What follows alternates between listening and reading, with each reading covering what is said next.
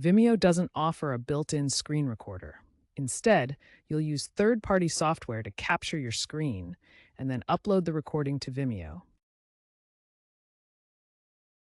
Popular third-party options include OBS Studio, which is free and highly customizable for complex setups. Loom is web-based, ideal for quick sharing, and includes AI summary features for automatic highlights. Camtasia is a paid tool that's user-friendly with built-in editing capabilities. For simplicity, consider built-in options like the Windows snipping tool, or use the macOS screen recorder for easy access. Set your resolution to 1080p or 4K for clarity. Use a frame rate of 30 to 60 FPS for smooth motion. Select your audio input, such as system sound or microphone.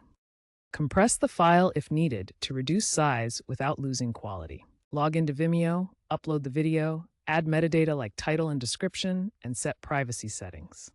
After you've recorded and potentially edited your video, it's time to upload it to Vimeo.